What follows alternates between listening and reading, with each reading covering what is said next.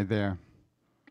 My name is David Gibson, and I'd like to do some sound to bring peace into every cell of your body, mind, and spirit, and for everybody on the planet.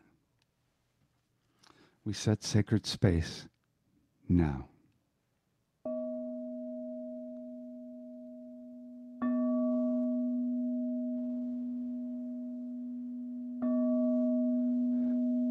We ask for help from many of our guides.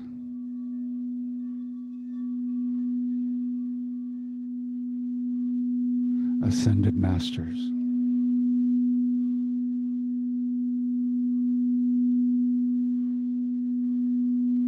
Positive aliens. And archangels. Only for our highest good.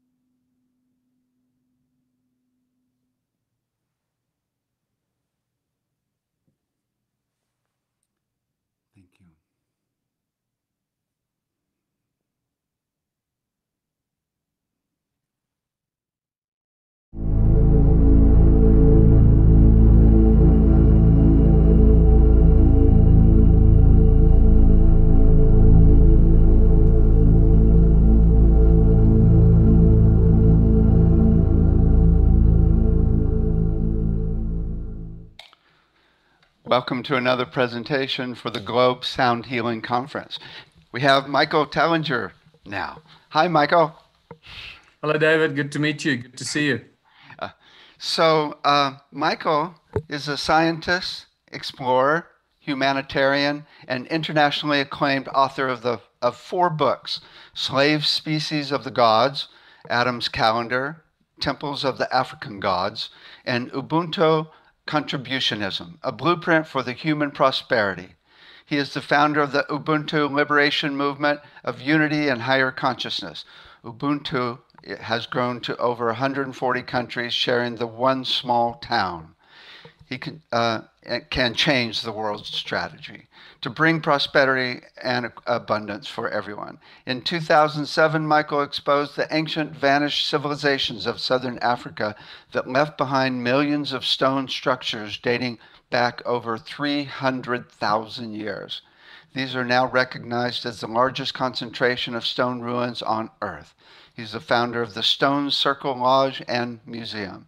Michael connects the dots from a vast variety of subjects that allows us to make sense of the insane world we find ourselves in today. What have you been up to lately? Working in all the areas there that you covered. We are working in more discovery, more exploration.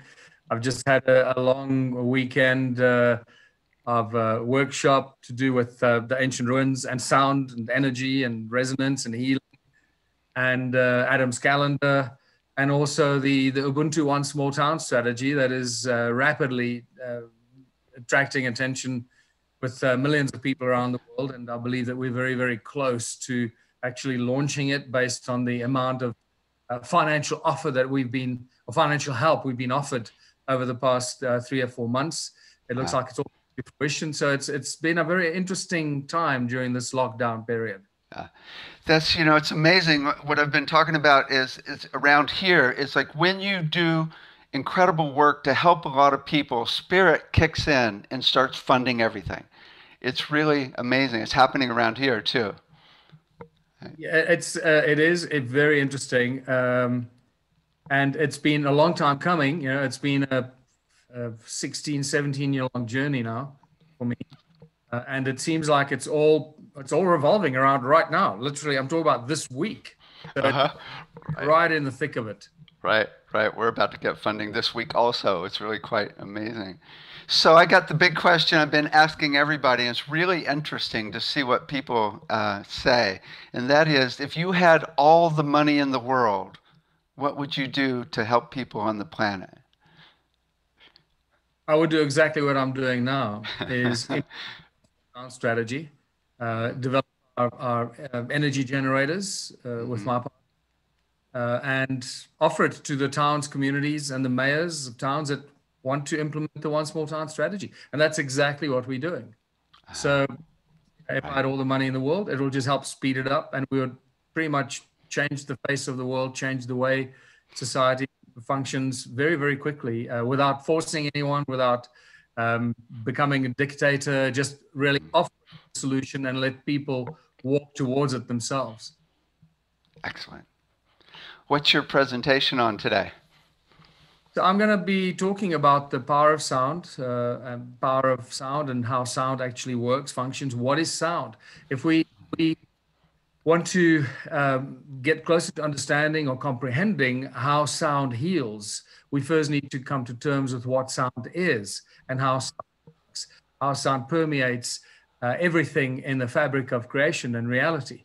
And if we have a closer understanding of how that works, then we can start to understand how sound is a healer, not only a creator of everything in our reality, but also can be used as a tool and technology for healing. Since sound is the source of everything, it can also be used to heal and cure all disease. Cool. Well, go ahead and share your screen and let's begin. I can't wait. Right.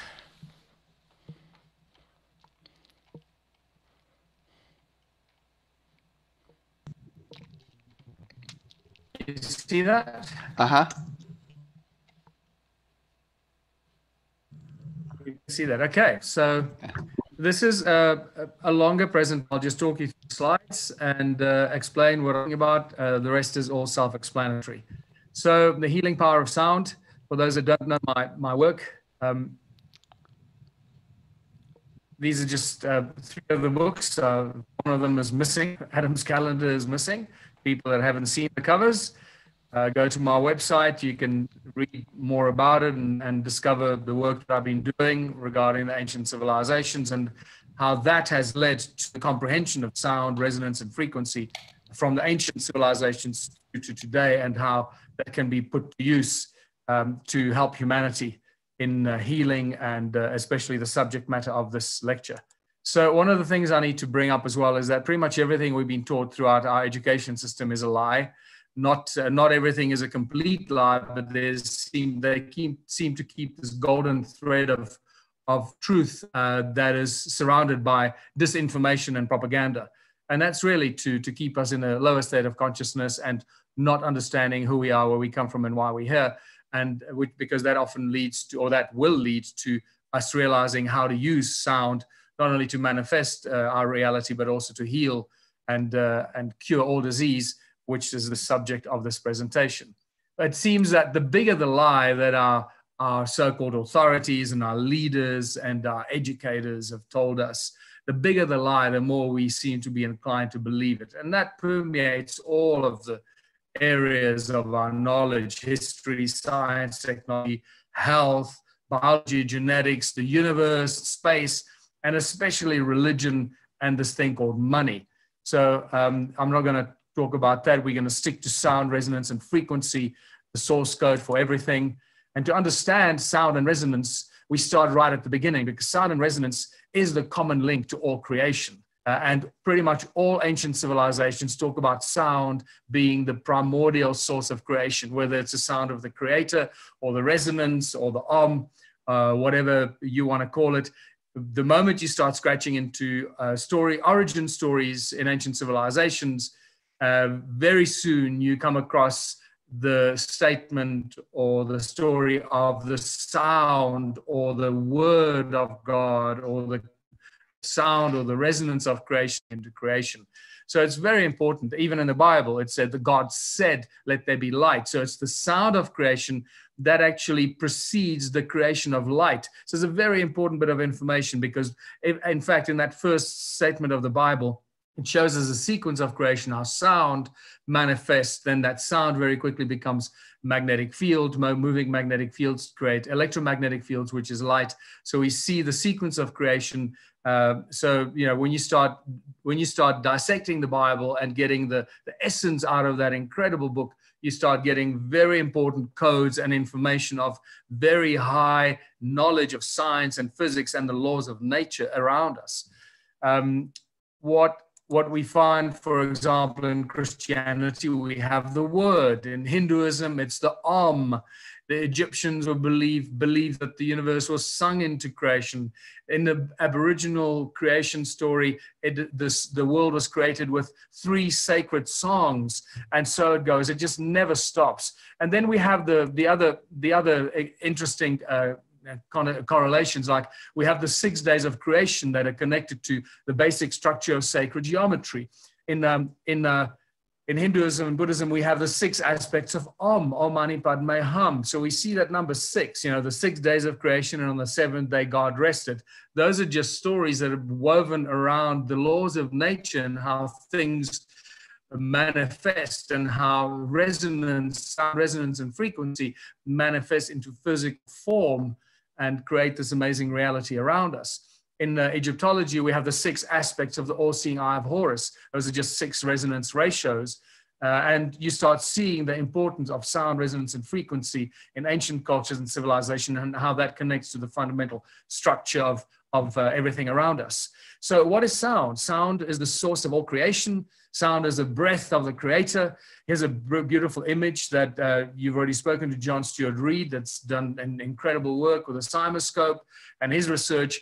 So I use some of these images just to relate the visual stimulus. So what can sound do? So if sound is the source of all creation, that means that sound can pretty much do anything and does everything. And these are just some reminders of sound, of what sound does and what we've recognized sound to do. Sound levitates, it boils water, it creates light. Sound creates DNA. Sound heals and destroys pathogens. Sound moves beyond the speed of light. This is a very important bit of information that if there's one thing you get out of this presentation, I hope that this is the one that you finally, the penny drops for you, that the lie that we've been told that the light is the fastest thing, in creation, or light is the fastest thing in the universe, that is an absolute lie. That's the biggest deception in mainstream physics, that keep us in a box. It keeps us limited and doesn't allow us to think outside the box, because that's what we believe.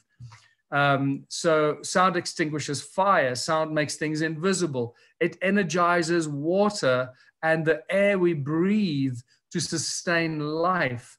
And sound is a precursor to electromagnetism. Let me just make this a little bit smaller so you can see it properly. I'm not sure how you see the screen. That seems a bit better.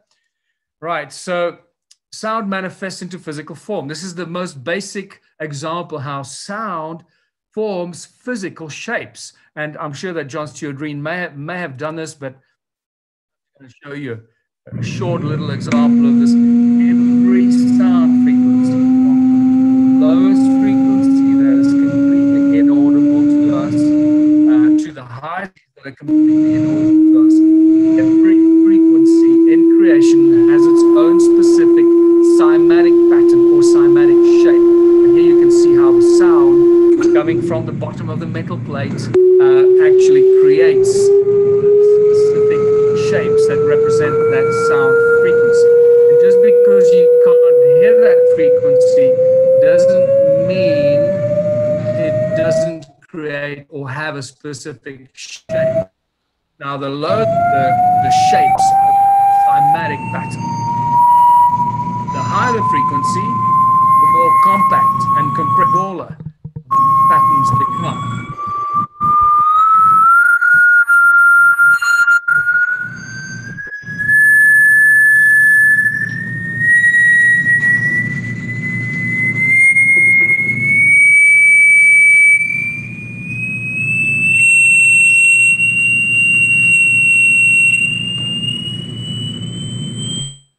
Now keep in mind that our hearing ability only goes up to about 16,000 hertz or 16K. Anything above that we won't be able to hear, but it still manifests in crippled cymatic shapes. All right, you get the point. I'm going to go through this presentation at a pace because there's a lot of information. Like I said, just because you can't hear the frequency anymore, even if it's too high or too low, doesn't mean it doesn't have an effect on the shape of around us. It continues doing that. So here's, for example, an example of what the shape of the vowel A look. And if you look carefully, if you memorize this image, it'll come back a little later when we start talking about the stone circle structures in South Africa. And stone circle structures around the world, but especially in South Africa, are right around me, what I've discovered and been researching for the last 13 years. This is John Stuart Reid's cymoscope work, beautiful. Every note on the piano, just to show you, it's not just sand on a metal plate. This is every sound frequency has its own specific shape, and so it goes. The cymoscope also shows you the human voice. I'm not going to show you this because I'm sure John Stuart Reid would have done this. Shows you how the human voice is a tool of infinite creation, because every frequency you speak, well, let's just show it while I'm talking to you. Every frequency you make with your voice has a very specific shape. And keep in mind that the shape that we see here is just a three-dimensional event that goes in all directions. And this is why our voices are so powerful, and we can manifest and create with our voices as we speak. We speak reality into existence. You know, when there's sound going on, it's hard to hear your voice.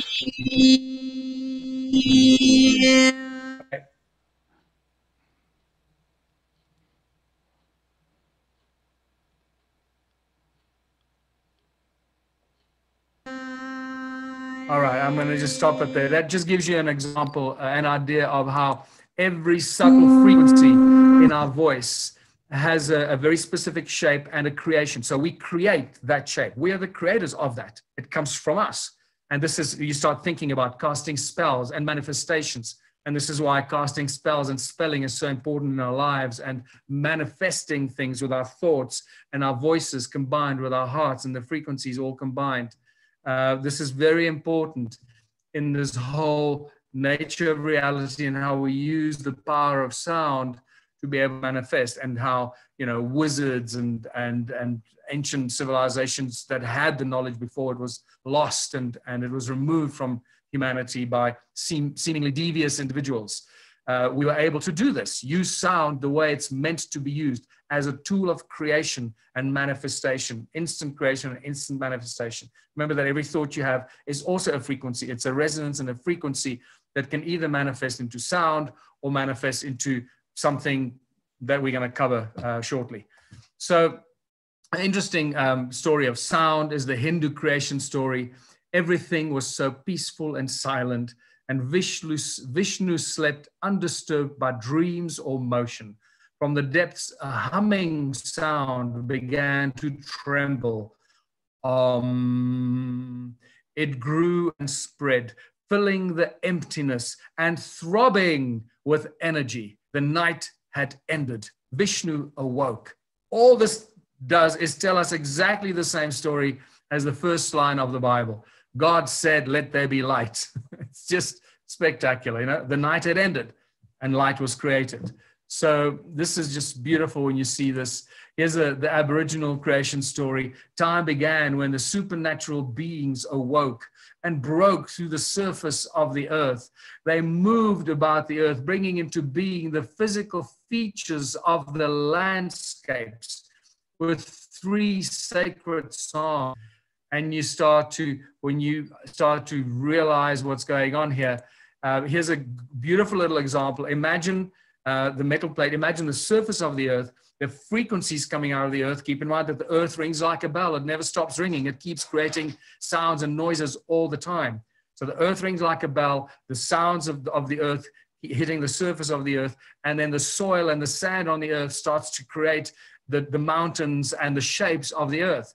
That right now is probably what I believe happened on the earth more than anything else. We are told by geology and our so-called experts in this. And I say this because I've studied this very extensively through studying the stone circles and the ancient ruins civilizations, the ancient gold mines, the processes, the tools, and the technology they used.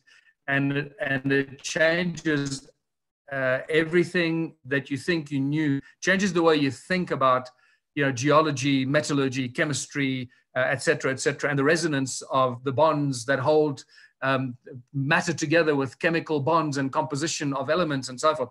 Everything changes once you start thinking about it from a perspective of sound, magnetism, and electromagnetism, and how that all works together, and how the one can change into the other.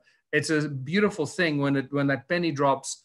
And I'm fortunate, I'm right in the middle of this ancient civilization that left behind these millions of ancient structures that are all energy generating, sound resonating devices that I'll talk about a little bit more.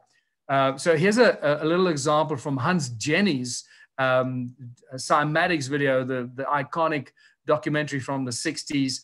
And this is powder. This is lycopodium powder on a plate. Keep in mind, this is not liquid or a jelly.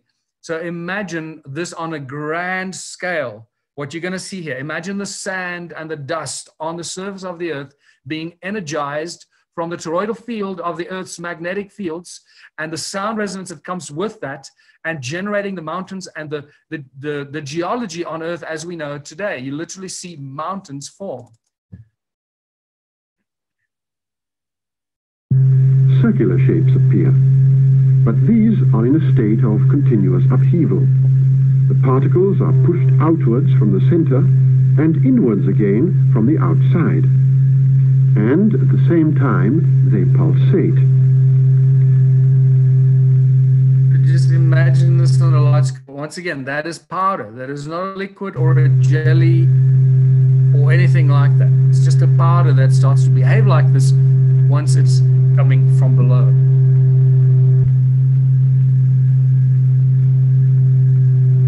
And you can start imagining what is most likely behind creation of the earth, geological formations, the mountain ranges. We can recognize the various patterns of the vibratory fields.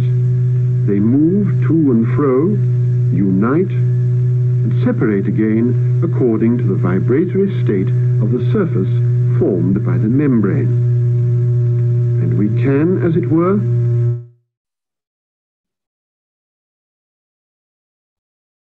move over a landscape which is in a state of vibration. If we intensify the note, if we produce a crescendo for the ear, the masses are hurled outwards.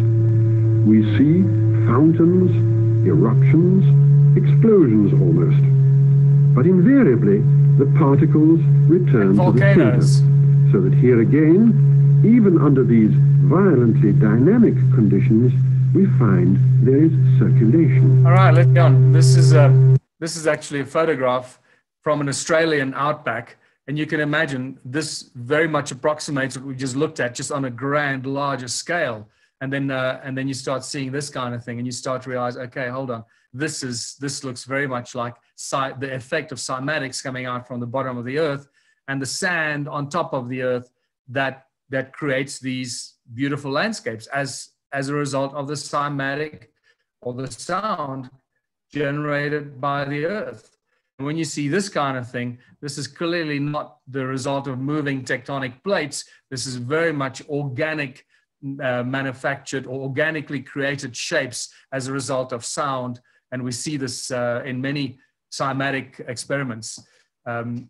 What sound does as well, it also inspires religious symbols. Why? Because sound is the source of creation. Sound is the breath of God. So it shouldn't be surprising that the cross is actually inspired by the knowledge of the ancient civilizations, of the fact that the cross is one of the, if you look at this is a beautiful photograph, one of the cymatic patterns that you see right at the center of it is this beautiful cross that gets formed.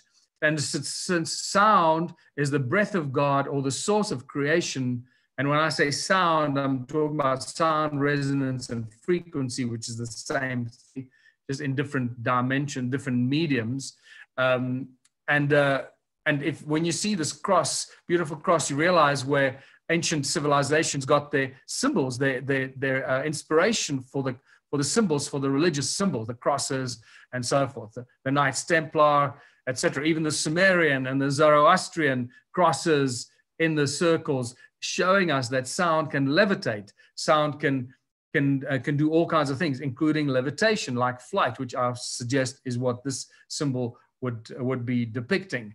And then also the Native American medicine wheel, which is a cross in a circle, would suggest that they understood that sound was a healer. And they did use sound as a healer, as we know, the American medicine men. So sound is a tool in technology. It's just spectacular when you start looking at this. Clearly the ankh was used as a healing tool during the Egyptian era. It's all over their art. Everyone knows by now the Royal Raymond Rife, the man who found the cure for all disease, through prime resonance frequency. He knew exactly which frequencies affected which cancer cells, because his universal microscope could actually see the cells react to the frequencies and could see the cancer cells, how they reacted, how they either got bigger or they got smaller and got affected and destroyed by the frequencies that he created. This is one of the books. This is a handwritten book of Royal Raymond Rife. It's in a library in Sedona, Arizona. I was fortunate enough to see it. And this book is filled with Royal Rife's handwritten records of the different frequencies and the different diseases that he studied.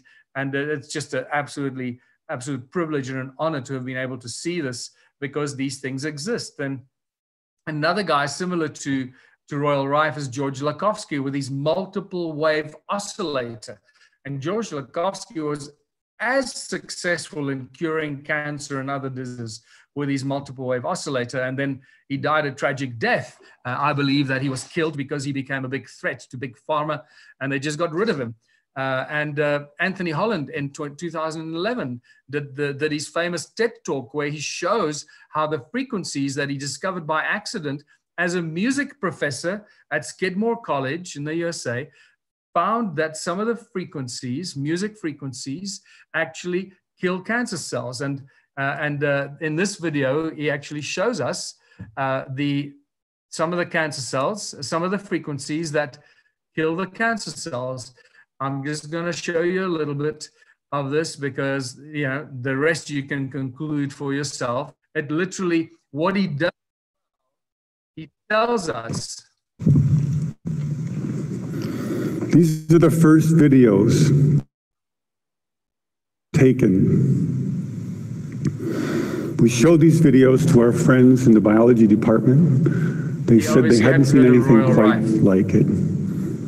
It seems to be a new phenomenon. These organisms are being shattered by our electronic signals. This is a harmless organism, almost friendly, a little blepharisma. And normally they're very fast swimmers, but when you approach a frequency to which they are vulnerable, they begin to slow down, then they stop, and then they begin to disintegrate within about 3 minutes. So first we attack pancreatic cancer. Take a good look at this slide, because the next one will look quite different. We treat these cells, they change their shape and size, and they begin to grow long, rope-like structures out the sides. They look something like antennas. I call them bioantennas for biological antennas. It's as if the cancer cells are trying to tune into our signal. We now know that cancer is vulnerable between the frequencies of 100,000 hertz and 300,000 hertz. So now we attack leukemia cells. Leukemia cell number 1 tries to grow a copy of itself, but the new cell is shattered into dozens of fragments and scattered across the slide. Leukemia cell number 2 then hyperinflates and also dies. Leukemia cell number 3 then tries to make another cancer cell. The new cell is shattered and the original cell dies. Now we attack ovarian cancer cells. This is a more distant shot. Here you see brackets coming up around the cells, showing groups of ovarian cancer cells which are being destroyed. All right, I'm going to stop it here and just carry on. You can watch this video. It's available on YouTube. And unfortunately, Anthony Holland hasn't been able to do anything with it because Big Pharma obviously is not going to allow him to do that. So let's carry on. What other ancient devices were used for either healing or communication or sound frequencies? Obviously, the Ark of the Covenant was a great example of advanced technology because it was not only a communication device, because God tells Moses to sit on top of the Ark, on top of the mercy seat, which is on top of the Ark, under the wings of the cherubim. And when Moses sat there, God would talk to him and tell him what to tell the Israelites, give him advice and instructions. And then obviously the Ark of the Covenant was also used to defeat large armies. It would spark large sort of electric arcs and kill thousands of men. And it also destroyed the walls of Jericho. And I believe the way they did that, because they took the ark and they walked around the walls of Jericho for 6 times. The 6th time, with a blast of a trumpet and a shout from the men, the walls came tumbling down.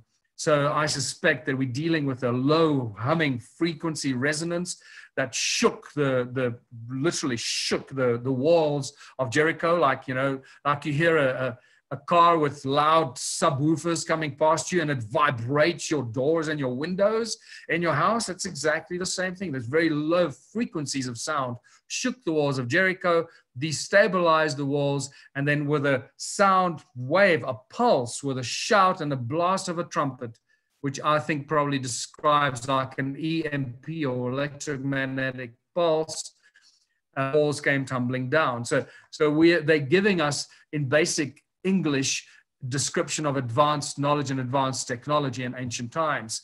And obviously sound levitates. This is a very, very basic example, but this is not how sound is used to levitating very large objects like 100-ton blocks or the pyramid blocks or whatever, because this is just sound, pressure waves in a confined chamber.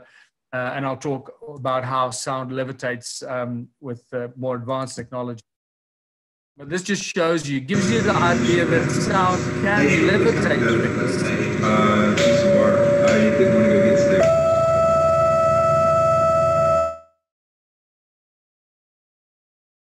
And once you see things levitated by sound, we can imagine everything else. Right, again, I'm going to keep this short. If you have an idea, you can find this video. There are many videos on YouTube that actually show sound levitating. John Keel in 1880 famous for using sound to crush giant concrete blocks. John Keely would crush giant concrete blocks within a few minutes into a fine talcum powder. He would use sound to draw perfect holes into concrete and into rock. And he would levitate things with sound frequencies as well. A lot more can be said about John Keely, obviously. Peter Davey in New Zealand boiled water with sound frequency. And that's incredible because keep in mind that once you can boil water with a sound frequency, we basically can create free electricity, because at the moment, unless you have a nuclear power plant, well, they work the same way as coal power plants. It's just in a coal power plant, we use coal to boil the water, and then the steam from the water turns the turbines. So if we can find a sound frequency to boil the water, and we can generate the sound frequency from the sun, then we've created free electricity. So this is a huge discovery that I believe we'll be releasing to the world very soon with the One Small Town plan of action with the Ubuntu movement. And then obviously sound creates light. God said, let there be light. First phrase of the Bible, sound creates light. Very important. So you have to have sound to have light. You don't necessarily need the other way, but the two are so inextricably connected, you can't really separate them. That's a very interesting discussion, by the way. Sound makes things invisible. There are certain frequencies. This is from the Lawrence Berkeley National Laboratory. This is August 2014. They found that sound acts as a cloak of invisibility, certain frequencies and certain conditions. And then they created this weird plastic pyramid-looking thing. And under certain frequencies, it made things, when they put things under the pyramid, it made things invisible. And I was wondering if maybe they got this idea from the ancient Eastern architecture that actually was used. You know, what do monks do in the temples? Or in the monasteries? They chant, they make sounds. And is it possible that when they hit a certain chant, or a frequency of the chant, that reverberates in the monastery, in the temple?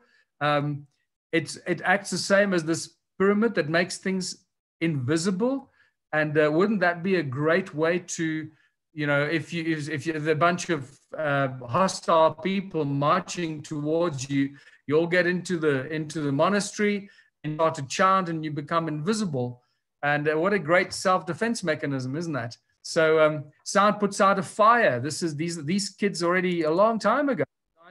Sound technology. We're both graduating from the Electrical and Computer Engineering Department at Georgia Mason University this coming May. We're here. We're just going to test out our device that we use that uses sound frequencies to extinguish flames. I see this device being applied to a lot of things. First off, I think in the kitchen, it could be on top of a stovetop. But eventually, I'd like to see this applied to maybe swarm robotics, where it'd be attached to a drone, and that would be applied to forest fires or even building fires, where you wouldn't want to sacrifice human life.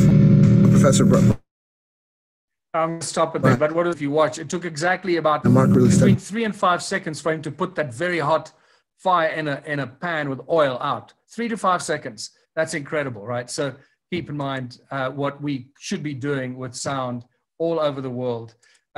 Sound generates DNA. Luc Montagnier, who won a Nobel Prize for discovering the HIV virus, he spontaneously generated DNA by just putting a DNA frequency into water. You resynthesize DNA, and Luc Montagnier has done many other things with sound frequencies across the telephone. For example, they regenerated a virus, the frequency of the virus DNA from Paris to Rome, and resynthesized the virus in Rome. So this is all to do with sound resonance and frequency. But one of the key things for me is this, the fact that it's actually the sound of the air that we breathe. The sound, keep in mind, put your hand to your ear and breathe. You realize how loud the breath is when we actually breathe, right? Some loud breathers keep you up at night, right? Because they breathe so loudly while they sleep. So as you breathe, the air goes into your lungs, and it speeds up, it speeds up, it speeds up, and it makes a noise. The air goes into smaller and smaller orifices, you know, from the bronchus to the bronchi, and eventually the alveoli. And by the time it reaches the alveoli, it's quite possible that the air and the sound of the air is actually moving at hypersound speeds. Now, I'm going to talk a little bit more about hypersound in a moment. And basically, that is when sound moves beyond the speed of light and does incredible things. And it is that energy of the sound that we breathe that actually energizes the oxygen in the air as it moves into the lungs. And you breathe the air in, the oxygen is highly energized, it gets absorbed into your blood, it goes and you use it in the body. And then once the energy has been used of the vibrating, energized oxygen, it is expelled out of our bodies. Otherwise, you know, I was at medical school studying pharmaceutics. They never taught us, what do we use of the oxygen? What is it exactly? Because we breathe oxygen in and then we breathe oxygen out. But they never teach us, but what about the oxygen is used up before the oxygen is no good? It's just an oxygen molecule. And it's the energy that it gets from the breathing that is used up. This is a very important subject that very few people are aware of. And again, they don't teach this in any medical school. So by the time it reaches, there's a lot more to be said for the structure of the alveoli, the hexagonal shapes of the alveoli, but I'm not going to go into that now. Sound is the ultimate source of free energy. Nikola Tesla obviously knew this. He used sound as the earth as a resonator. He knew that the earth rings like a bell, it never stops ringing. And he used that sound of the earth to generate his energy at the Tesla Tower at Wardenclyffe. And a lot more can obviously be discussed about this. This is just a short introduction to make you think about what Nikola Tesla actually discovered. And there he used what he called his radiant energy to make it available to everyone right across the world instantaneously. Keep in mind, as I said, sound moves beyond the speed of light. It moves instantaneously fast. I'll explain how that works towards the end of this lecture. Sound creates hurricanes. It's the sound resonance of sound that creates hurricanes. There's a patent that somebody took out in 2003, a patent to create hurricanes with sound. It's spectacular. Sound creates supercluster galaxies. In 2003, NASA reported they discovered sound waves 57 octaves lower than middle C, rumbling away from a supermassive black hole, 250 million light years away, in the key of B flat. I find that fascinating, that is B flat, and that they measured this, right? It's 57 octaves lower. That is huge. That's a cymatic pattern. Remember, we said that cymatic sound that manifests, the higher the frequency, the smaller the patterns, the lower the frequency, the bigger the shapes of the cymatic, the shape of the sound that manifests into physical form. And here's an image that NASA apparently took of this giant supercluster galaxy as the sound it makes, and it looks just like a cymatic pattern. That's sand on a metal plate in deep space. The picture on the left there actually looks a bit like that, like a podium powder on a metal plate. Magnetron. Magnetrons are in every microwave as a magnetron. Magnetrons are used in laser technology, laser beam, and military technology. Obviously, it's a very powerful electrical device, and it's basically a resonant cavity, high frequency oscillator that generates the energy. That's all a magnetron is. And you realize that many of the stone circles, I'm preempting now what we're going to find. Many of the stone circles here in South Africa are just giant magnetrons built with highly dense quartzitic rock, resonating quartzitic rocks, whether it's granite, dolerite, or Hornfels rock, very densely resonating quartzite stone that were used to build the walls of these giant 50-meter magnetrons among the millions of stone circles in southern Africa. And then obviously sound also creates light in a ball of water. It's called sonoluminescence. It's called star in a jar. So when you expose a body of water for a certain period to a certain frequency, it forms this bright, it forms a cavity in the water, and that cavity fills with light. It's called a star in a jar. It's completely the wrong explanation, I believe. I guess that depends on what you define a star to be. But what does that remind you of? It reminds me of the opening phrase of the Bible. Spirit of God moved over the waters, and God said, let there be light. And let me tell you, there's a lot more knowledge, fundamental knowledge of the laws of physics, the laws of nature, and the manifestation, and possibly the fundamental forces behind the creation of the universe, the solar systems, and the world as we know it.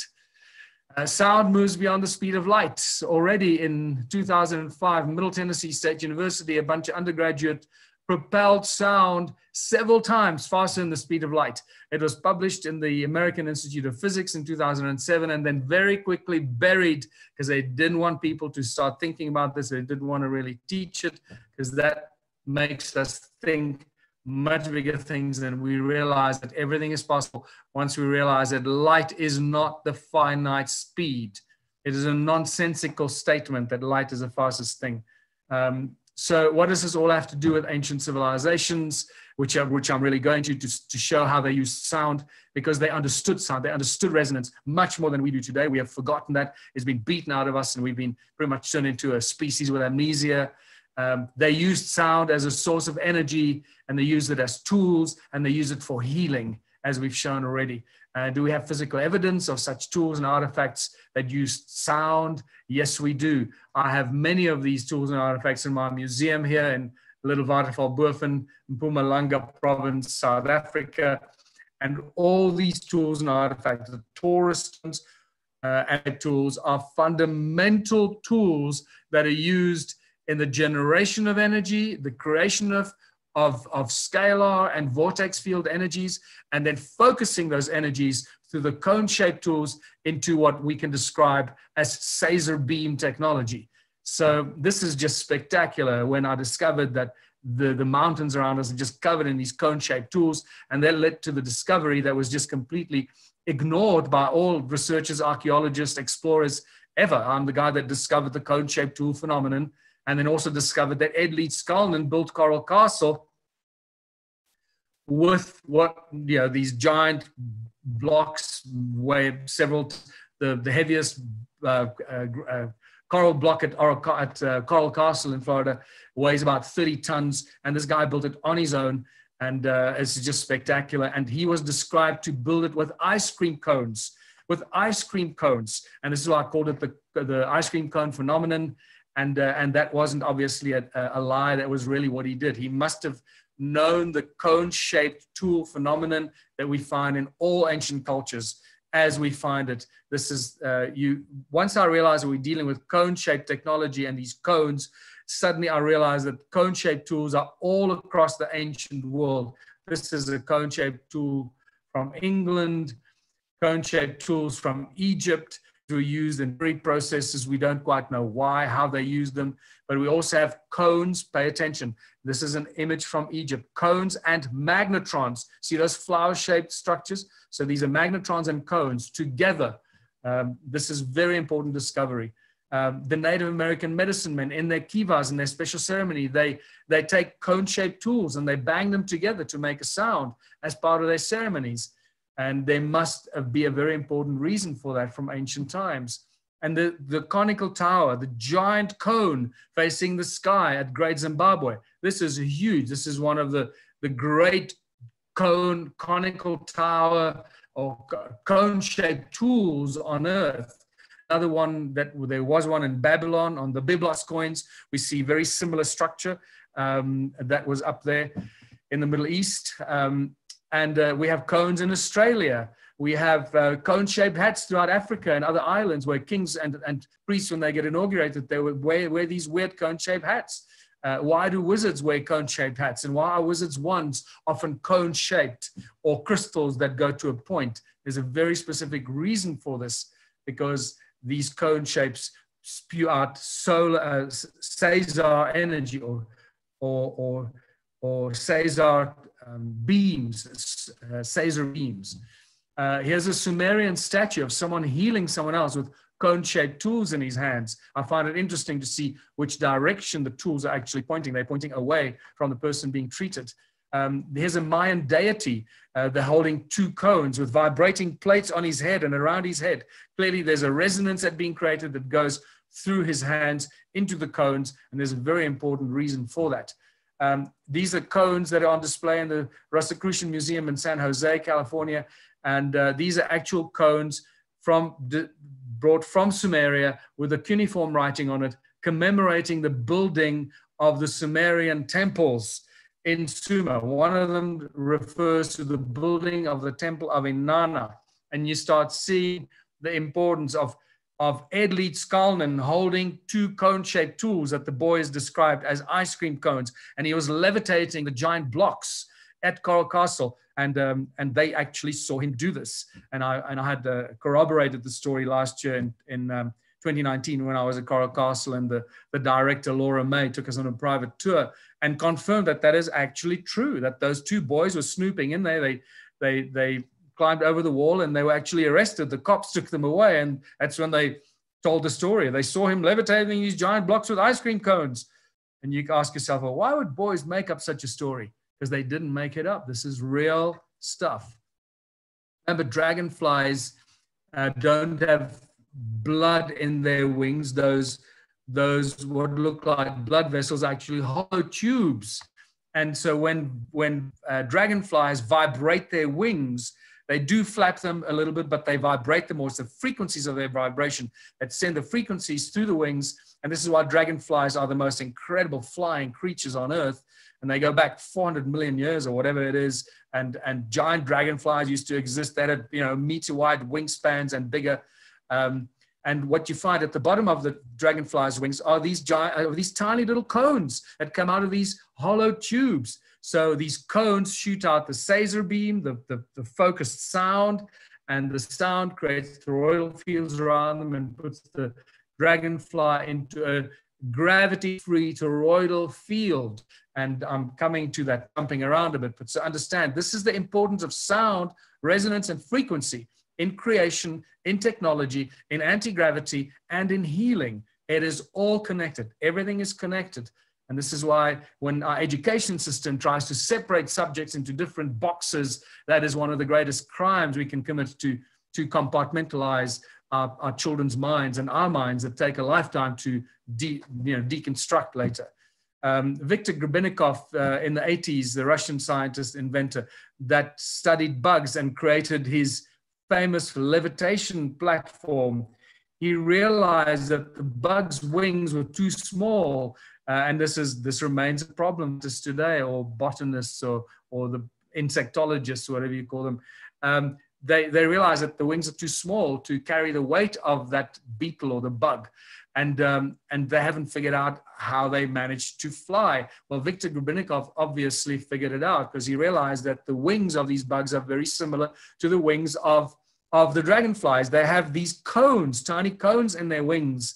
So they vibrate these wings, and the cones create these toroidal fields, these gravity-free fields around the bug. Keep in mind this visual on the left, because I'm going to come back to that. This is just a quick example of how these bugs' wings levitate. Today we're going to try to get one of these shells to hover over the other one. The original of this video is what inspired me to do this series.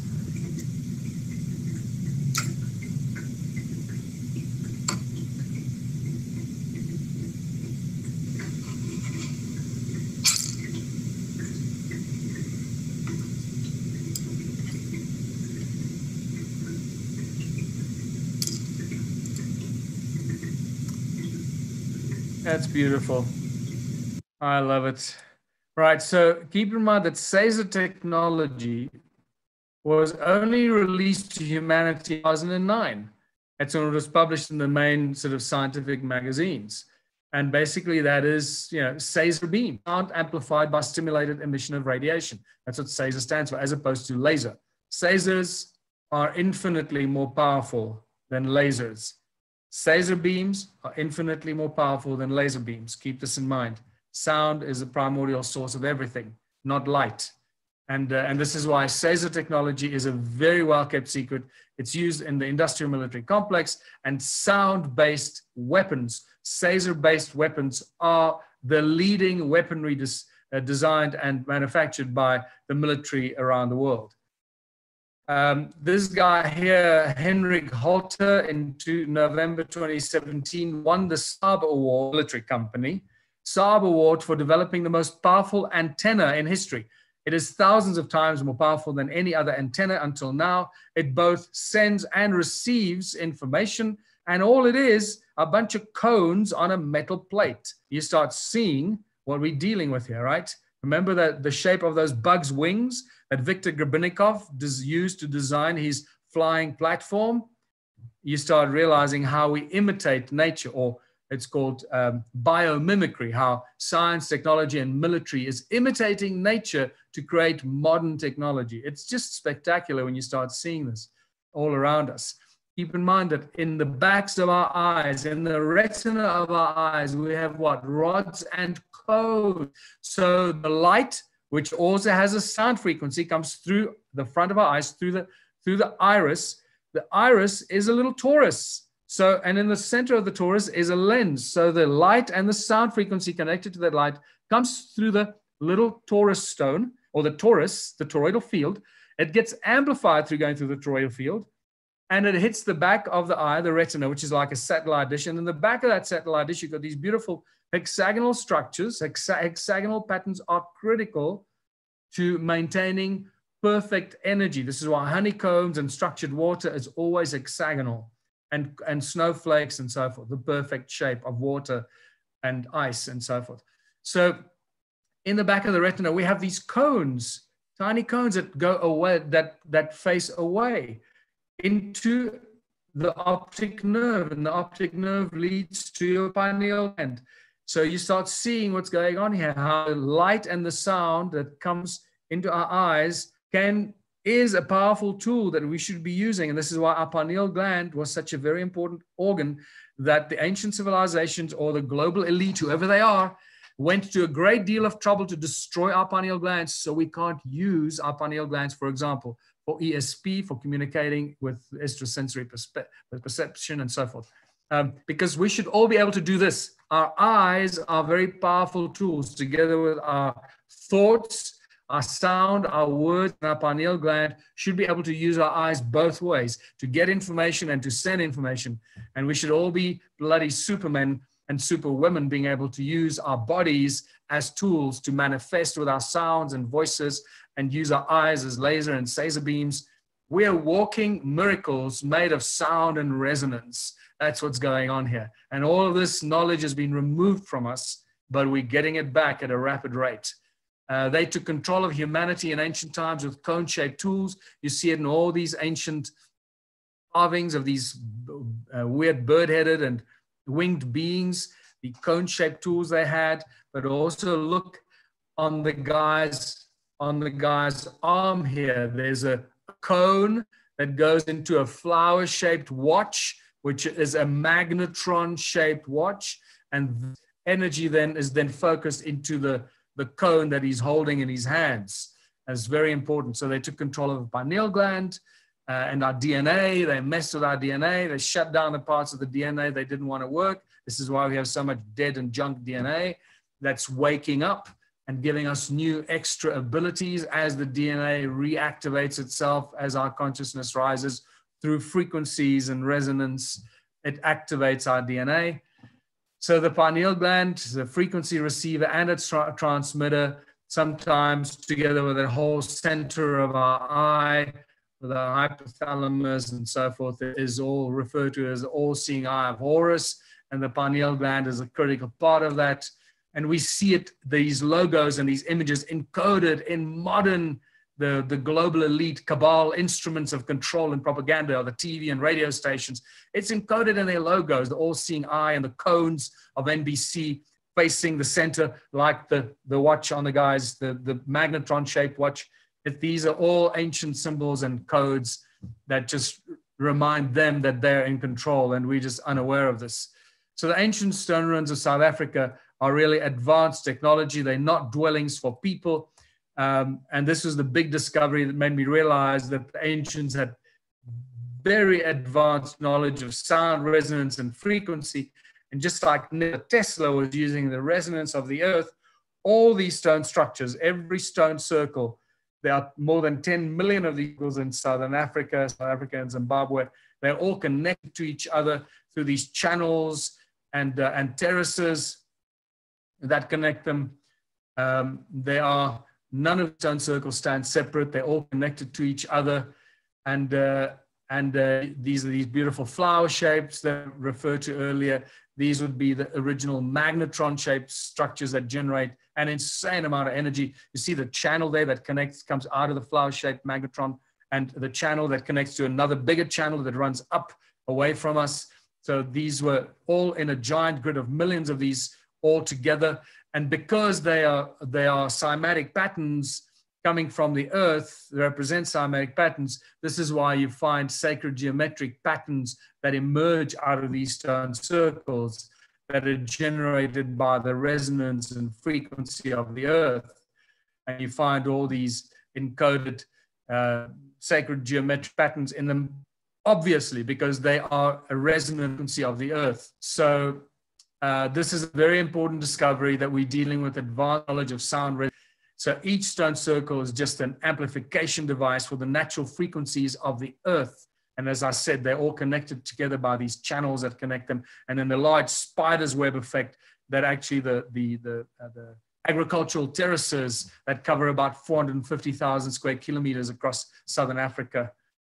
So they were not dwellings, as I said, they were advanced technology. The stones that make up the stone ruins are very strong quartzite, quartz content, lots of iron in the rock as well. They ring like bells. They got a very high resonance and acoustic properties, these rocks. They ring like bells. You can go on my channel and go on my YouTube channel, watch me ring these stones. They sound like bells.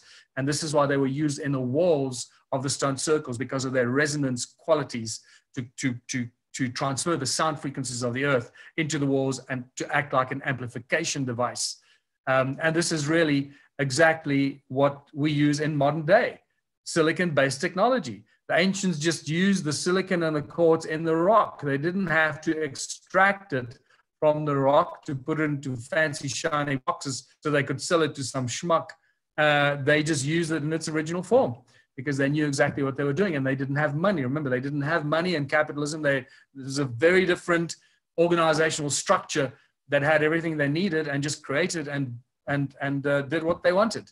Obviously, digital data can be stored in crystals. This is common knowledge now, and an infinite amount of information, digital data can be stored in crystals, and even more so, actually more successfully in water as well, because water moves and folds on itself. So this is really important. This makes us realize that all these ancient sites that have this heavy quartz content or quartzitic content, silica content, these are all actually ancient, like Silicon Valleys, huge ancient memory banks that store in the quartz of these rocks a lot of information and the history of what happened around these ancient sites.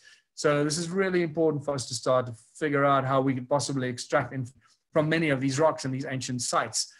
Very obvious when I discovered that the stone circles of South Africa are machines generating incredible amounts of sound frequencies and magnetic fields and electromagnetic fields. And then the magnetron-shaped stone circles generate insane amount of energy. It became very obvious that all these ancient sites, including the pyramids and pretty much all the ancient sites, are also energy-generating devices. This is what the ancients built. And these energy-generating devices were either driven by sound of the earth, or light of the rising sun, or the light of the moon, or the light of the stars, because this is all energy sound frequencies. light and sound frequencies, right? So it switches the machine on. The light comes in from here with its sound frequencies. It hits a standing stone down a passage. It's like hitting enter on your computer. It switches the machine on. Then the sun moves, and on the winter solstice or the summer solstice or the equinox, it comes down another passage, and then the light hits another standing stone, and that hits the enter button again, and it makes the machine do something else. So these ancients built these machines to be driven by sound and light energies to perform certain functions by the movement of the stars. Once they built them, they didn't have to manage them anymore. We realized that because we've taken some photographs of some of these photographs have been taken that show us that some energies are still coming out of these, just like we've measured the energies of the stone circles. The symmetric patterns coming out of Stonehenge is a clear indication that it's a very clearly, carefully constructed machine. And this reconstructed image of it clearly shows us this is a very powerful energy generating device, Stonehenge, possibly one of the most powerful ones we have on Earth. And then we talk about Enki's mines and Enki's technology. Enki is a Sumerian deity, obviously, that spent a lot of time here in Southern Africa mining gold on a large scale. I'm just going to go through this. There's a lot of emphasis on this in the Sumerian text, and we found the evidence and these tools and the technology, which I believe are these magnetron flower-shaped structures. And here's just a comparison to show you how these ancient ruins were actually just giant magnetrons. You can see the channel running out of it, and it connects into the greater channel of the stone structures that were generating an insane amount of sound resonance energy that was being converted into magnetic and electromagnetic fields at the same time. Here we have a Sumerian seal that actually shows Enki on his throne and these magnetron images all around him, which is fascinating. So there's just, again, supportive evidence that they used resonant magnetron energy, sound energy in essence, in ancient times. So what we have here is really every stone circle that you see is just a cymatic pattern from Earth. It's a representation of the sound frequency coming out of the Earth at that specific place. And we're dealing with a giant energy grid that covered large parts of Southern Africa. We know this because we've measured these frequencies. Like I said, sound frequencies, electromagnetic frequencies, magnetic fields, the loudness of it in decibels, and so much more. I'm not going to spend too much time on it because it gets quite complicated. Just to let you know that a lot of research has been done on this, and we know they generate energy, and that has certain consequences.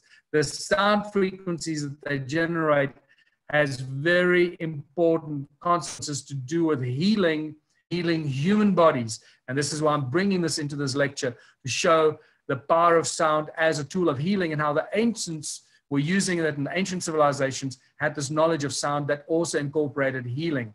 Let's carry on. Adam's calendar is obviously an active vortex field. I should have taken it out of this presentation. It's got not much to do with this, but this giant vortex field is clearly some sort of a teleportation device.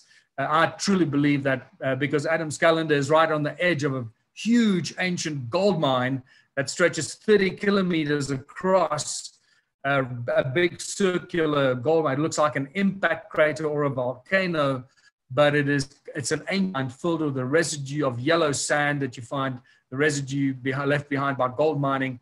And Adam's calendar sits right on the edge. You can see it there sitting on the edge looking down on this ancient gold mine.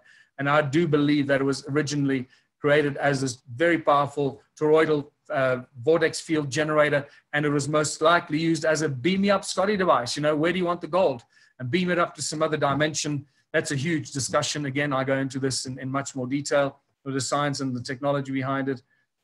And that brings us to the combination of the Taurus stones and the cone-shaped tools. Very powerful combination. So when I say Taurus stones, I'm referring to these donut-shaped stones, and there are thousands and thousands of them scattered throughout South Africa. And these donut-shaped stones generate huge amounts of energy. So when we talk about Taurus fields, vortex fields, torsion fields, these are all the same expressions, the same words, different words for the same kind of energetic structure. These donut shapes that create torsion fields going in, torsion fields going out, vortex fields that meet at the center, and at that center, that's called what is often referred to as the 0 point. So these donut-shaped stones are very powerful energy-generating devices. We accidentally put one of them in a bucket of water. The next morning, we snapped only one photograph of it, my friend, and then the other photograph was blurry, but this is good enough. We can see thousands of tiny bubbles spiraling around, going into the center of the torus stone, which shows that there's a very powerful energetic field going into the center of the torus. Here is just a video showing how these very basic torus stones, they max out the EMF meter that measures in microtesla on the cell phone here. Another example how the torus stones emit electromagnetic fields and powerful magnetic fields. Here is another torus stone that maxes out our measuring device in microtesla.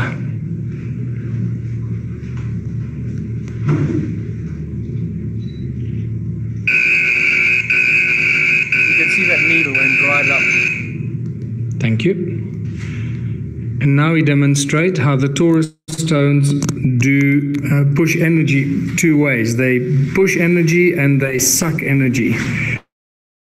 And this is a very important discovery. This particular torus stone, in the way that it's lying, sucks energy. One way, it'll suck energy. If you turn it around, it'll energy. You can see the needle going in the opposite direction into the negative, as opposed to spiking and increasing. If you remove it, Chris, and let's see how the needle rises again. Just move right away. Sorry, I stopped it there, but you get the gist. So when we use a heat-seeking camera and just take a torus stones, this is what you find.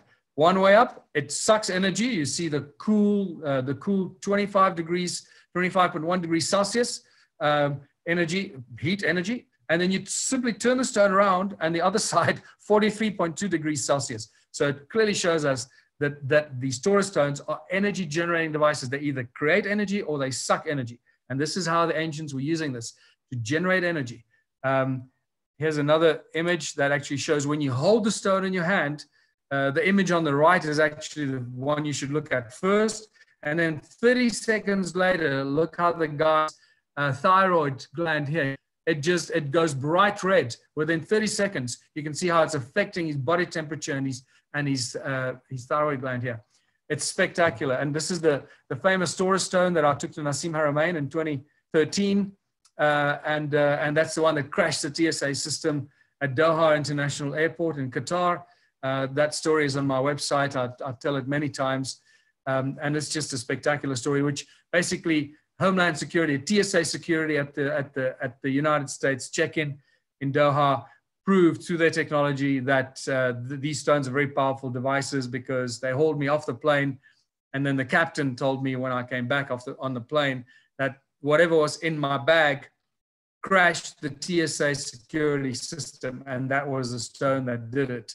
So just to remind you, everything is a toroidal field. Everything in our reality manifests as a torus, this donut-shaped structure. And toruses are the fundamental structure and probably the most studied in mainstream, the most advanced areas of physics and science, and especially what one would call a scalar knowledge, scalar energy today.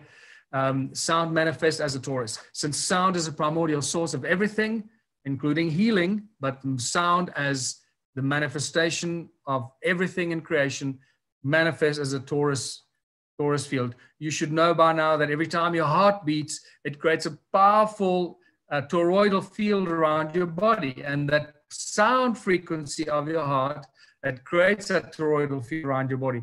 And because sound moves, that sound then creates magnetic torus. The effect of the sound of the toroidal field creates a magnetic field. And because that magnetic field is moving, it becomes an electromagnetic field. So it's the beating of your heart that creates this electromagnetic toroidal field around our bodies. And this is why when people come together, feel each other's vibe, we feel each other's vibration. You'll go to a party and you say, oh no, I went to the party. There was a really bad vibe at the party. It's a vibration. So we use the words in our language and we often forget that it actually describes the resonance, the sound and the frequency of an event or a situation. We either resonate with somebody or you don't resonate with somebody. There's a clash. You don't get on. And these are all just to do with frequencies, whether it's generated by the mind or the heart. And everything that happens, whether we speak, every sound we make, everything takes on a toroidal shape. Every letter of the alphabet, etc., etc. And the moment you make a sound, the moment sound is created, it also becomes a scalar tool, scalar energy. Now, scalar energy is very badly understood, and many people that are teaching it are often actually teaching it incorrectly, because you can't really say scalar waves. Just the word scalar waves is already an incorrect description, because scalar energy doesn't really travel in waves. It's an instantaneous effect.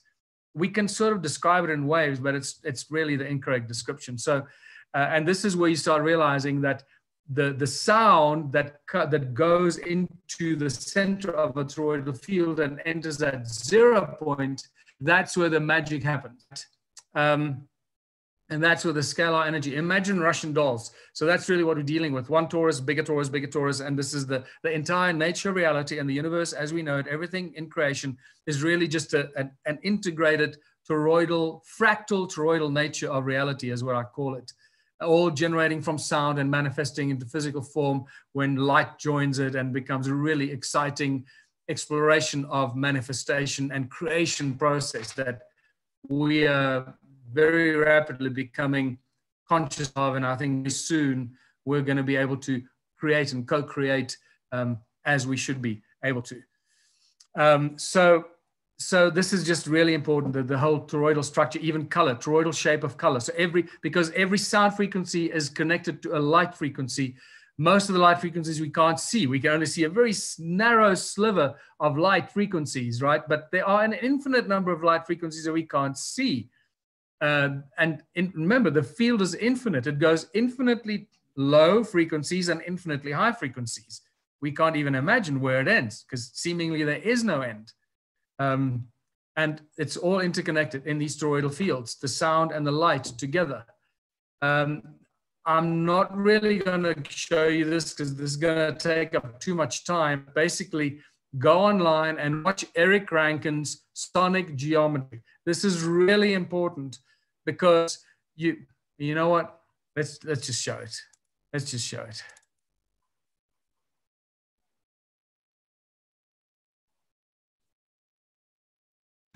As an experiment, let's take a look at the numbers found in basic geometric shapes, then apply those numbers as vibration cycles to hear the tones they produce. 60, 60, First, 60 let's listen to what the 180 total degrees contained in a triangle sound like. And here's a squares and circles 360 in cycles per second. A perfect octave up from the triangle. What about the pentagon at 540? That sounds like a harmonic fifth of the other two. That's interesting. What are these tones? They are F sharp and its perfect harmonic fifth of C sharp. Let's keep going. What does a hexagon 720 sound like? Another F sharp.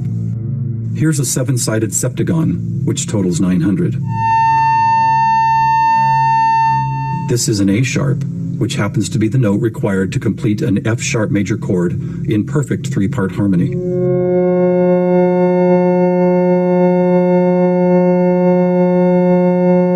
So I'm just going to stop it there. I think please go watch this full documentary. It's about half an hour long. It is a life-changing experience when you realize how even the basic sacred geometric shapes that start with spheres and circles and Plato's Platonic shapes, the 5 fundamental shape structures, how the angles of those shapes are the frequencies that actually create these beautiful harmonic chords. What I find fascinating is that according to this, God created the universe in the key of F sharp.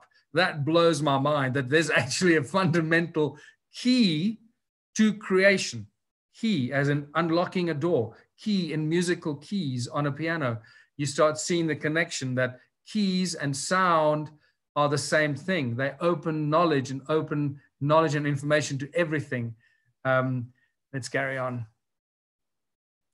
So basically we bust the dogma of science by knowing that there are no real particles. Ultimately, particles just are structured toroidal fields, smaller and smaller toroidal fields that become bigger and bigger toroidal fields. So whenever we talk about subatomic particles, that's actually a misnomer. It's just an infinitely smaller toroidal field that our so-called quantum particle physicists misinterpret as particles or subatomic particles or the God particle and so forth. It's just tiny toroidal fields that get smaller and smaller. So there is no such thing as a God particle or the smallest particle. That's an insane idea or an insane thought that mainstream physics keeps shoving down our throats.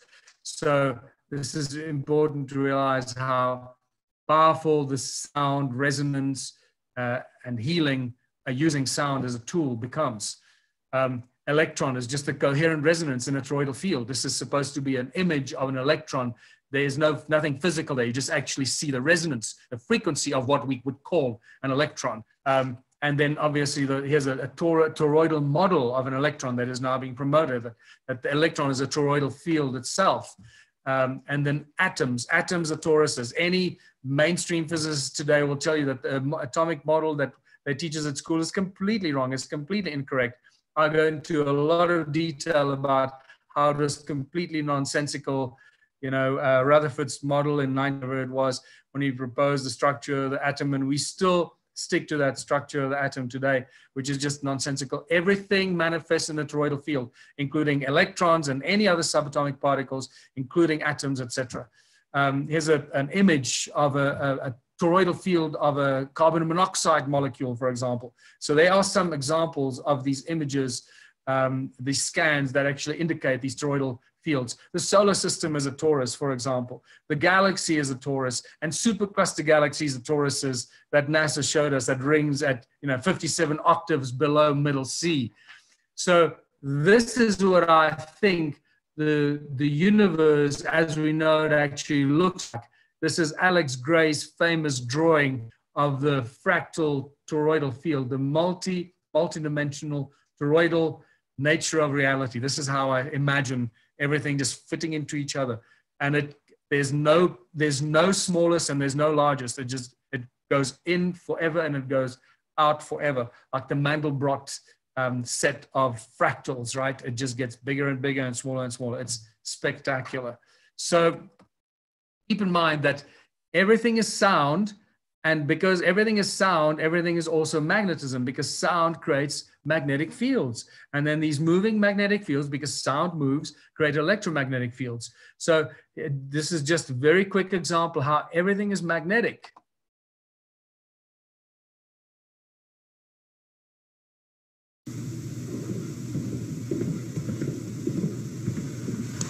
You might not think of water as being magnetic, but it is, and so are graphite, aluminum, and glass.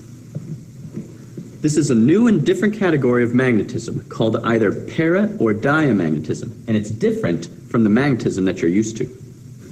You're probably already familiar with ferromagnetism. Ferro means iron. An unmagnetized piece of iron, or nickel or cobalt, becomes a magnet in the presence of a magnetic field. The effect is strong and lasts even after the magnet is removed. Paramagnetism is a similar effect, except that it's much weaker and temporary. Aluminum is a good example of a paramagnet.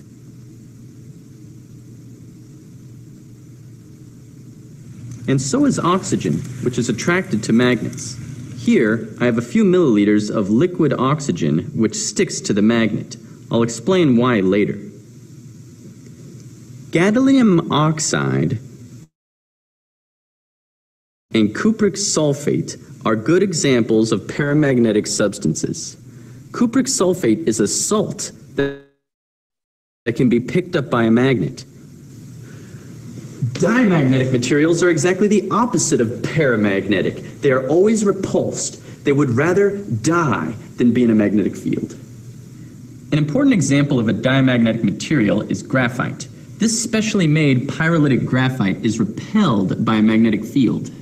Don't be confused. This is not static electricity or eddy currents. Graphite is repelled by a magnet, always, both by the north and south end. Really important to realize how magnetism and sound work together and really are inextricable. It's very clear to see how magnetic fields create toroidal shapes. So you can see very basic magnetic field. And then this is a beautiful example of a full magnetic field spectrum, a balanced magnetic toroidal field that you get energy going in and energy going out in opposite directions, spiraling in opposite directions, and where they meet in the middle, that would be called the 0 point. And then you got the what's called the accretion disk at light coming out at the equator, or the equator accretion disk. And this is what NASA is studying in the creation of new solar systems and new stars. They talk about the planetary disk, or the solar disk in which planets are formed, or the galactic disk. So we're talking from the smallest to the largest. It's always the same. The toroidal fields that have the 0 point, the energy in the center, call it the sun or whatever you want to call it, that 0 point, and then the galactic or the equatorial disk, the accretion disk that is created from there. Very important when we start expanding our minds to other things. There you go, the balanced, showing that beautiful accretion disk in the middle, and it emits energy in a plane, and that's where the matter is accumulated in that accretion disk. You see it, as I said, in solar systems and in galaxies and supercluster galaxies and so forth. And we can also now see what magnetic fields look like under the ferrolens cell. Now keep in mind, this is all connected to sound, right? So when you hear magnetism, it's always, you can always connect it and revert it back to sound, right? Keep in mind, this is how speakers work. Speakers work with magnets that create sound, and it works the other way as well. And when you take a ferrofluid, for example, and you bring a magnet close to it, you see these tiny little cones. Can you see the connection between cones in nature, cone-shaped tools?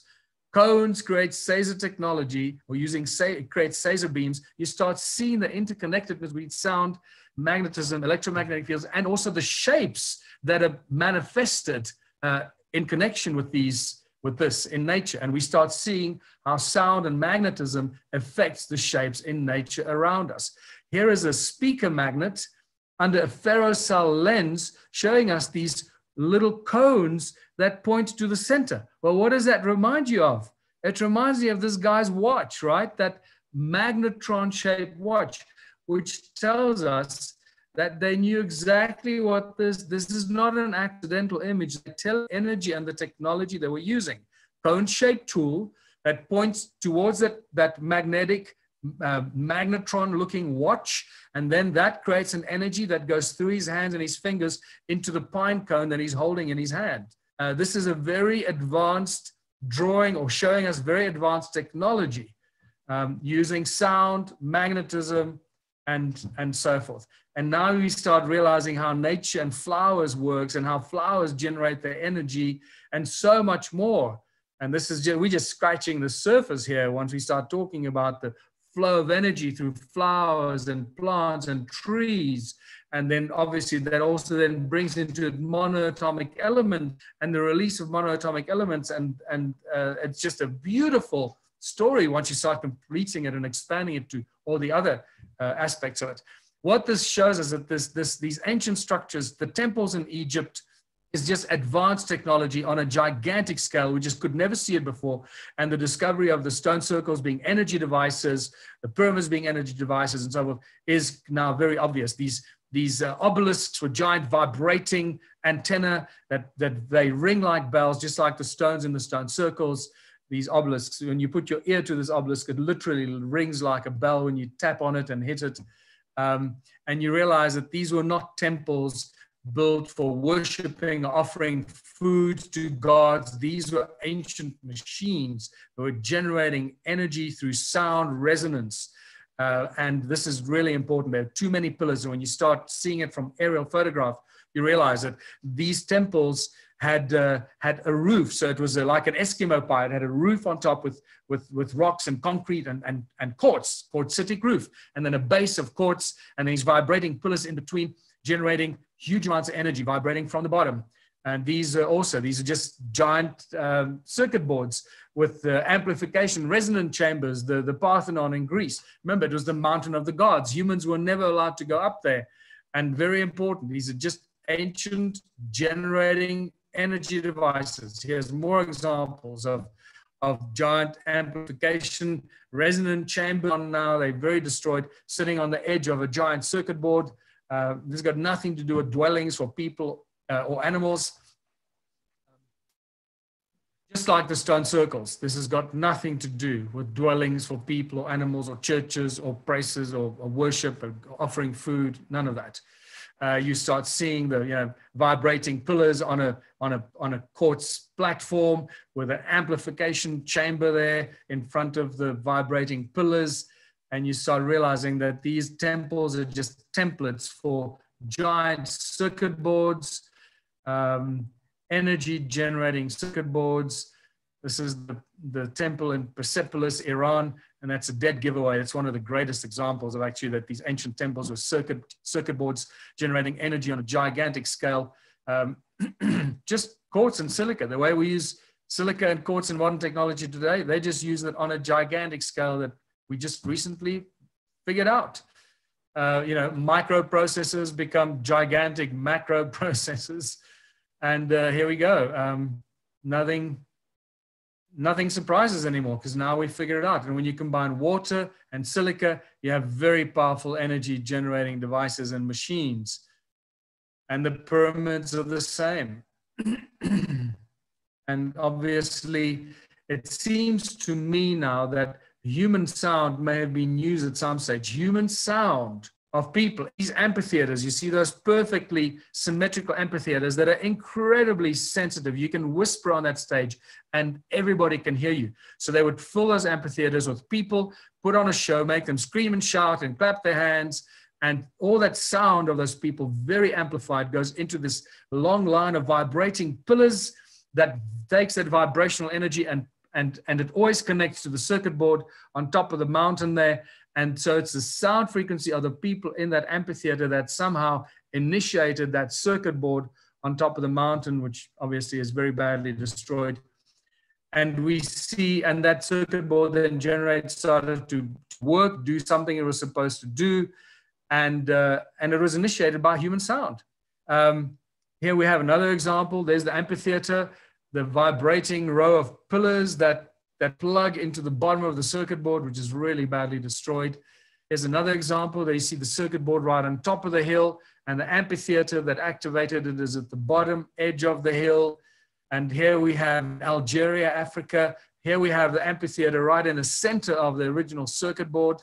And nothing has changed. In 2020, the ancient circuit boards and temples, circuit boards just became churches with, towers and cone-shaped tools at the top of churches. Here we have cones shooting up, turning the sound from the church hall, which is the ambient chamber, the amplification ambient chamber that pushes the sound into the tower and up into the cone that creates a spiral effect of the sound and turns the sound, gets emitted out of the top in a Cesar beam fashion.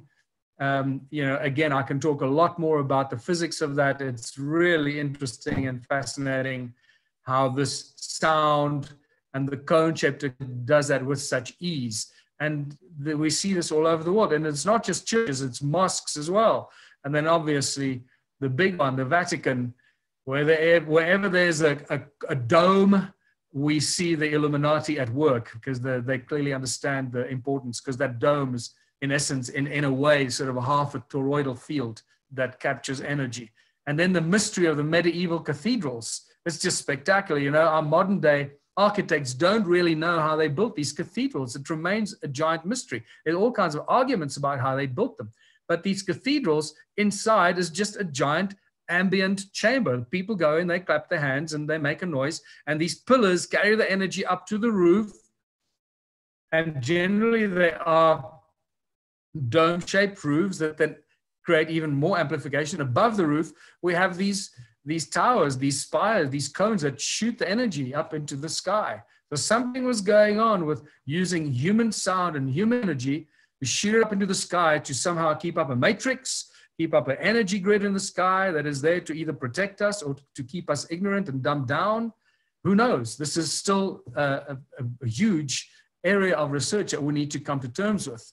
And it's not only the ambient chamber, but it's also the shape of the light that amplifies the acoustic effect inside the chamber. And this is why you see all the cathedrals have magnetron-like windows, magnetron-shaped windows. So when the light goes into the cathedral, the magnetron-shaped windows actually amplify the light and affect the light and the sound frequency of the light. So it goes into the ambient chamber called the church or the cathedral, and there that sound is amplified and gets shot up through the cone-shaped tools at the top of the towers. This is just spectacular technology, and we think these are churches built for us to go and worship. It's got nothing to do with that. It's got everything to do with generating and harvesting energy on a scale that we could not have imagined. Here's a spectacular photograph taken by a woman called Annie in Sweden. It just shows you the toroidal field effect that's created by the sound coming out of the top of that church tower. Isn't that incredible? Sometimes a picture tells 1,000 words. It's quite amazing. So this is what happens, our cities and our business centers has really been turned into giant energy generating devices. We never stop making a noise. The city blocks and city grids are just like giant circuit boards. There's traffic, there's people, there's noises, there's phone calls, there's just noise all the time that's shooting up the sound into the sky. So it's all about sound, whether sound is used to do us harm or sound is used to brainwash us through the frequencies in our TVs and radios and cell phone towers, or to do us damage or to make us sick. With 5G or whatever it may be, it's all to do with sound, resonance. But sound can also be obviously used as a healer. And this is what it's all about, because sound is a primordial source of anything. We as humans generate huge amounts of sound energy. We never stop making a noise. And all these giant city grid energy generating devices are connected, like the stone circles are connected by the channels. Our cities are connected by these channels that never stop making a noise. We call them highways.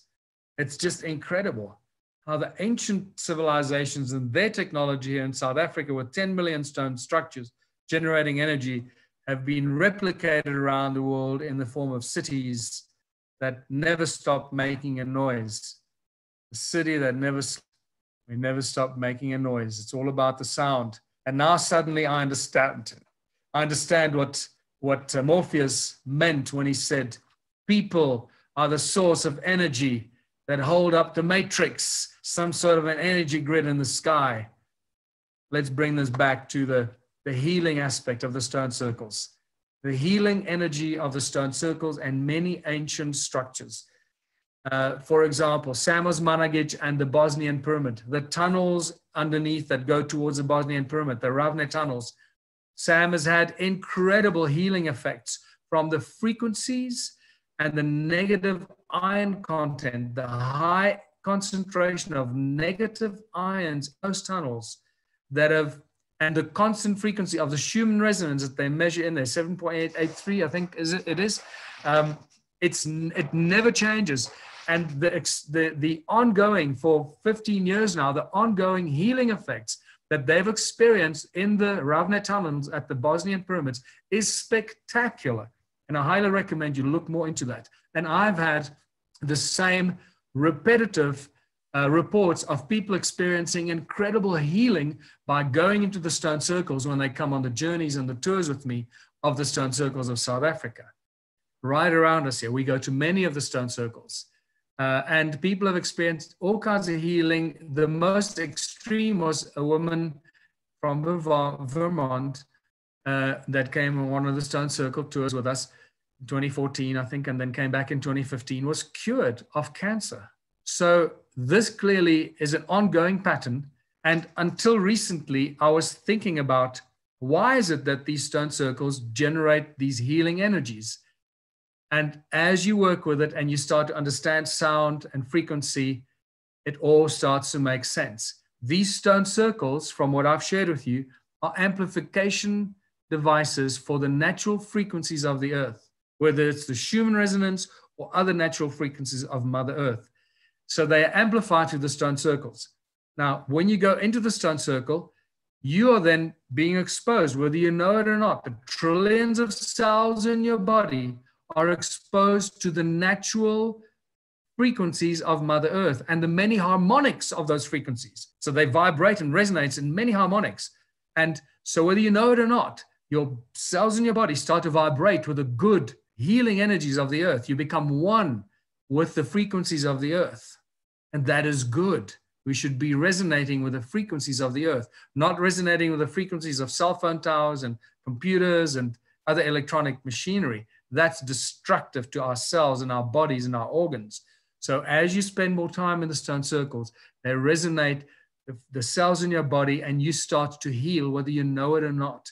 In fact, we have now through shamanic teachings and shamanic downloads recognized which stone circles are good for which parts of our body. Some are good for the intestine, some are good for the heart, some are good for the kidneys, some are good for the blood, some for the DNA.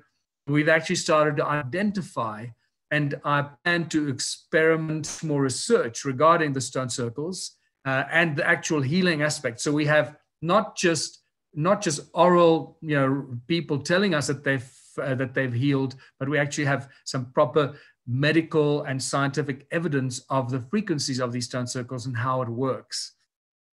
And this is really on that note that I'm going to end and explain that the healing happens through basic cymatic patterns, the natural frequencies of the earth that are amplified by the stone circles, and any other structures that seem to have been built by the ancient civilizations that use the frequencies of the earth and amplify the frequencies of the earth. They would automatically become healing chambers because you are resonating, your body will resonate with the natural frequencies of the earth.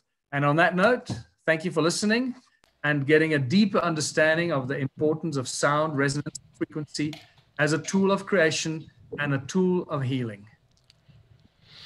Wow, Michael.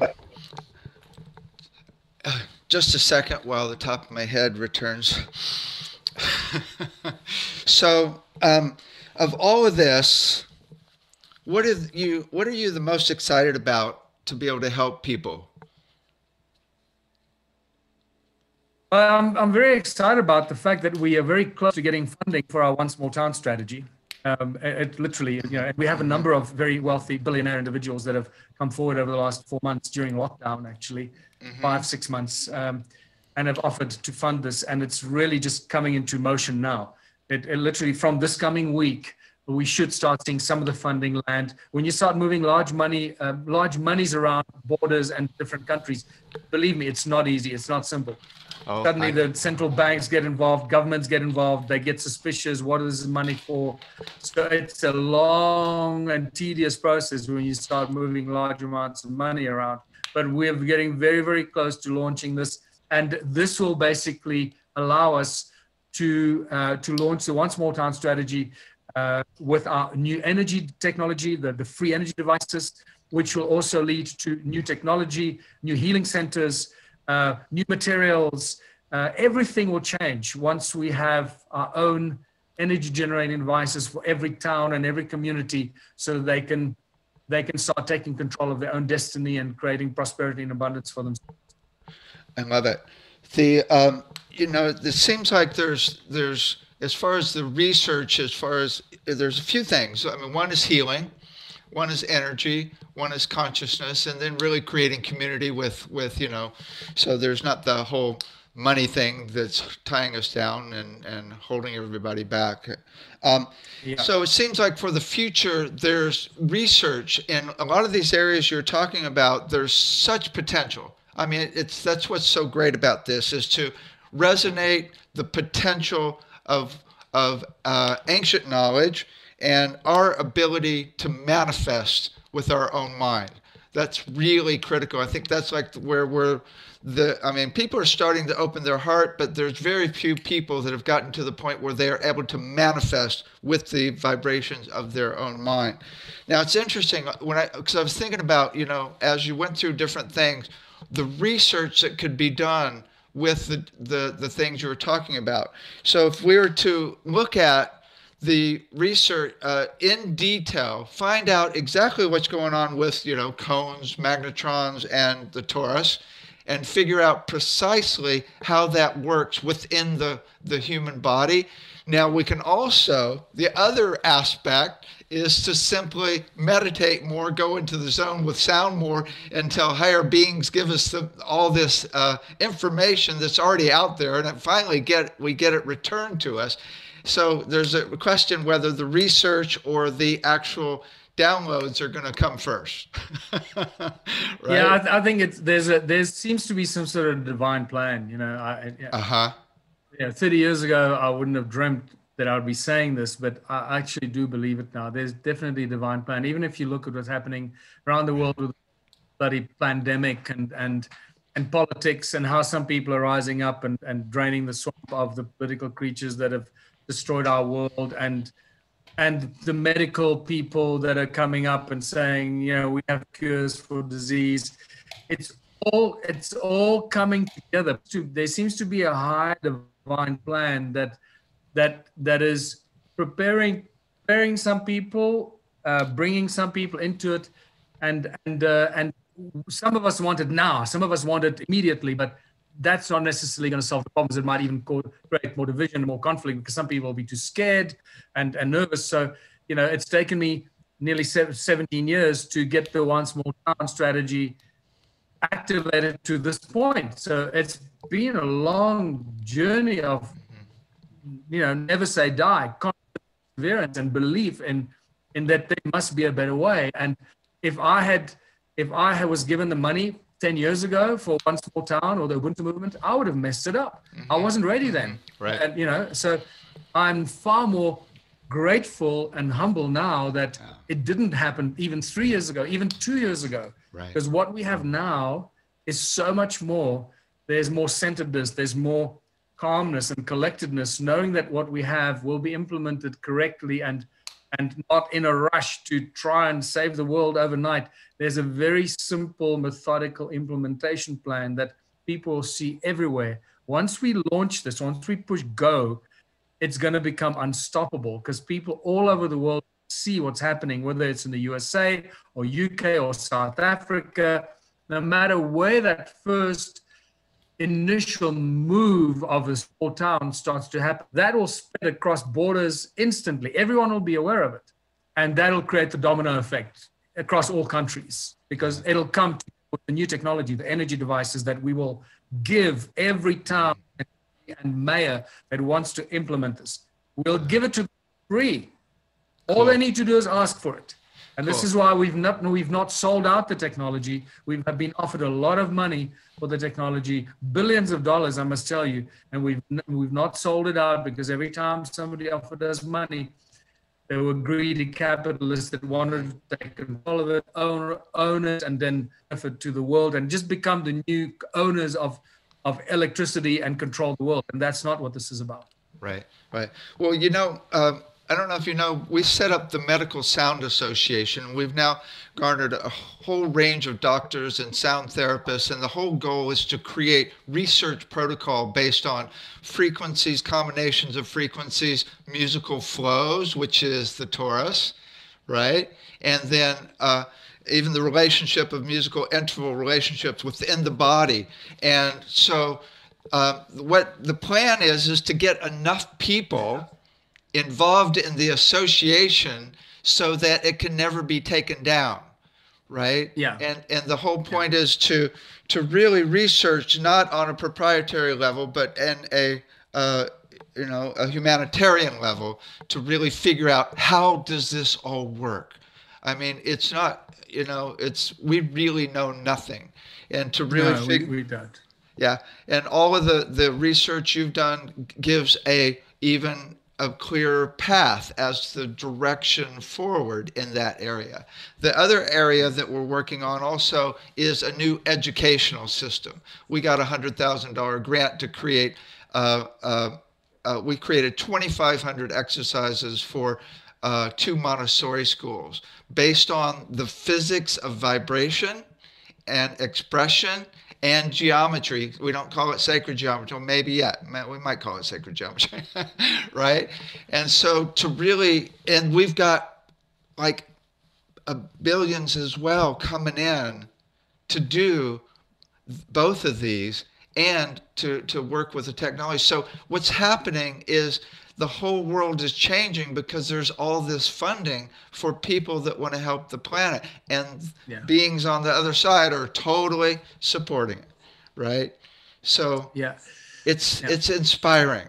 It's just inspiring. You know, what I've been saying for many years now is that it'll be the billionaires that'll actually end up saving the world, because billionaires, and I'm talking about the conscious billionaires, right?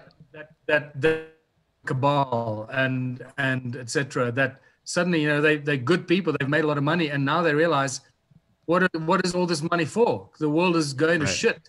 Like, you know, my children are going to live in hell.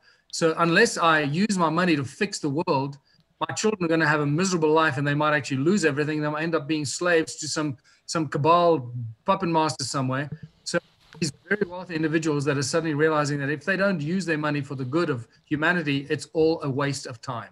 That's right. Waste of a life. So that's happening, and I've always expected it to happen. I was hoping it would happen sooner, but it seems to be happening now. Just the perfect time. Convergence now. They're like, you know, you mentioned there's a convergence of what you're doing, and we're just a few of the people. There's many more out there that are doing amazing projects. I do believe that the one small town thing is a thing that'll fly across the world, that'll help people like you and others to get even more funding and create a one small town situation, so that you have the most incredible research lab that nobody could have ever imagined because of the small town scenario. Because now you have everyone in your town on your side, wanting to contribute whatever they can to make it as successful as it possibly can be. Right. So once the one small town launches, it's the end game. You can never go back to anything else other than liberating the human spirit to create with infinite potential. I put together a movie called Thrive Forward to be able to visualize what it would be like when we're all abundant and everybody has healthcare in amazing ways and we can heal each other and heal ourselves again. And then the final one is, once all of those stressors are gone, is to work on the relationships. And those are the main things that cause stresses in relationships, is abundance and health, right? So then it's just a matter of time before everybody's like, I love you too. Once people lose the fear of having to work to survive, and where am I going to get enough money to pay rent and buy bread and milk and feed my children and keep a roof over my head, once people lose that fear, when they know that that's automatically provided, and you have the best of what you choose once you're in a community that cares for you and you care for that community because you're part of that community, you contribute, 3 hours a week, or the model sounds about, it's a very simple thing.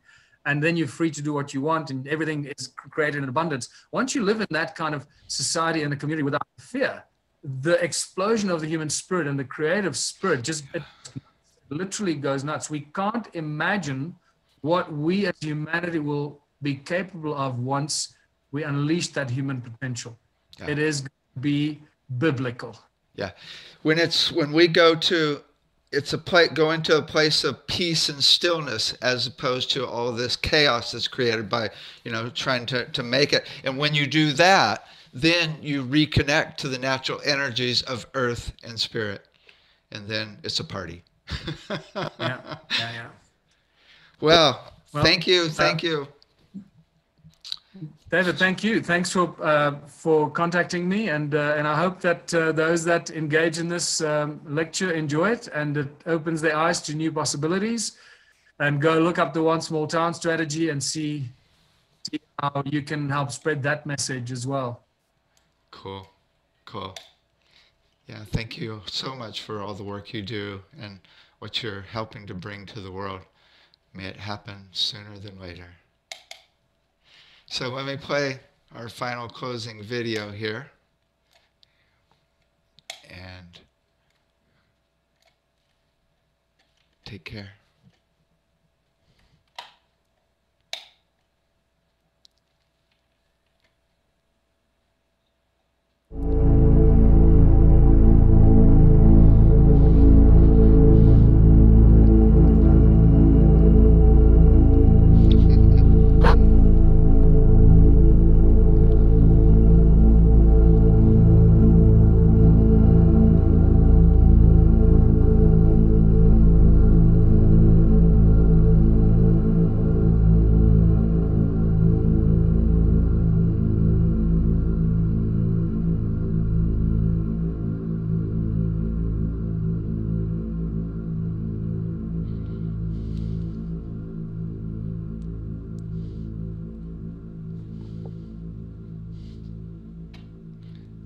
Nice little magnetron right there, huh? Well, all right, David, thank you very much.